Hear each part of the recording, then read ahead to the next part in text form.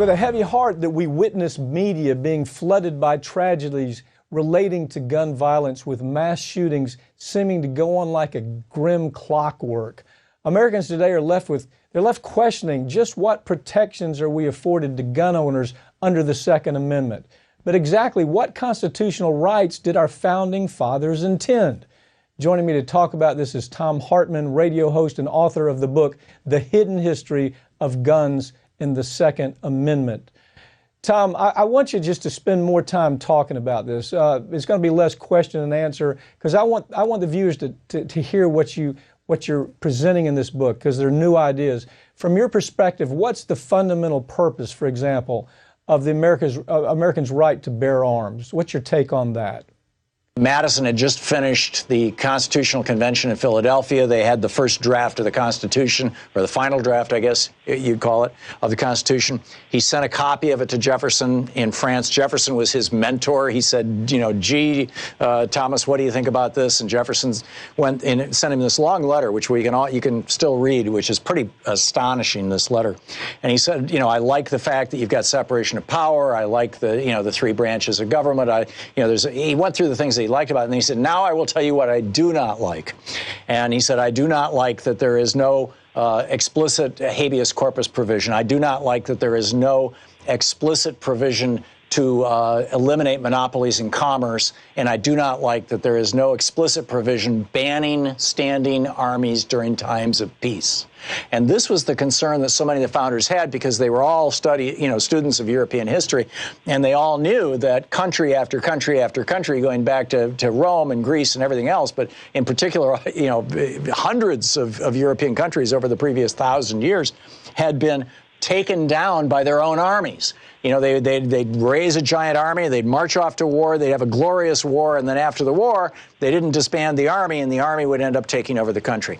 And so Jefferson was so emphatic about that Madison's response was, okay, we will do two things. Number one, we will build it into the Constitution that every 2 years, the entire Congress of the United States has to decide whether we're going to continue to have an army if we're during times of peace. Thom, how do our gun ownership laws compare to those of other countries? I mean, I think we lose sight of that sometimes, that we're pretty different when it comes to gun ownership.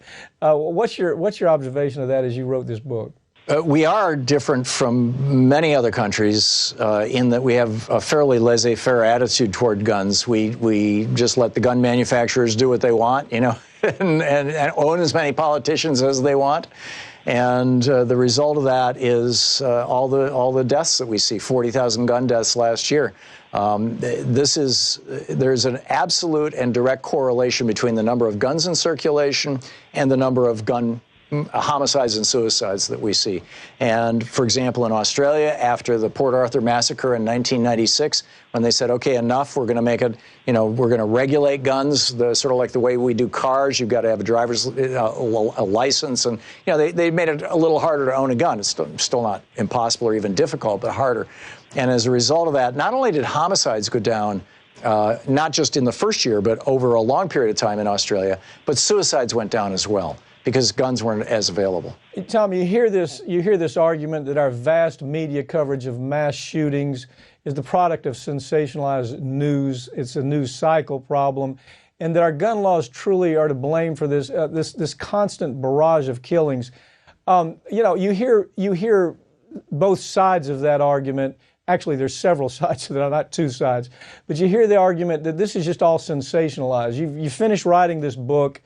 I'm sure you have done all the research that you typically do when you write a book. What do you come away thinking about on that particular issue of this is just all sensationalized? What's your take? It's nonsense. I mean, this is a real issue. The United States is the only developed country in the world that has regular gun massacres. Typically on mass murderers or mass murders done with guns, typically 3 or 4 a week now. And, occasionally that'll pop up in some other country. We saw it recently in New Zealand. We saw it in Norway back 4 or 5 years ago. One incident. And it shocked not just the country, but the continent. So, no, this is not an invention of our media at all. This is a very, very real problem, and it's more or less uniquely American. You know, I'm wondering what role do you're seeing youth. I mean, it's kind of encouraging. You're seeing youth rise up and say, you know, we want to shape gun legislation. Are we making any headway there to where we're coming to more intelligent kind of gun legislation, to where maybe we can even get back to the point to where we can sue gun manufacturers when they do lawless types of things that we often see gun manufacturers do? What have you observed? Well, being able to sue gun manufacturers would be a marvelous thing. You know, Pap, I know that you know this story really well because you were in the middle of it. You were one of the real heroes and good guys in this. Back in the late 90s, the most powerful lobby in Congress was the tobacco lobby. You know, nobody defied them. Mike Pence was writing op-eds about how tobacco doesn't cause cancer. I mean, it was just like the tobacco lobby just owned the country. And then, as a consequence of a series of lawsuits like you were involved in and investigations being done by Congress, it came out, and the American people realized that the tobacco lobby, the tobacco industry, had been lying to us for years, that for decades they'd known that their product was killing literally 500,000 Americans a year, and they were covering it up and profiting off it, and they lost that political power. I think that moment in the late 90s when the tobacco lobby went from being the most powerful in Congress or in D.C. to being one of the least powerful is about to be replicated with regard to the gun lobby. The gun lobby and the NRA, in my opinion, have been so exposed. And in large part, hats off to the Parkland kids, but have been so exposed as essentially shills and criminals that I don't think this is going to last much longer. Tom, I've read most of the things you write. I know this book has got to be as good as all the other great books that you've written. And thank you for joining me, and thank you for paying attention to this topic. Americans want to know more about the path that gun rights are taking in the United States. So thank you for paying attention to it.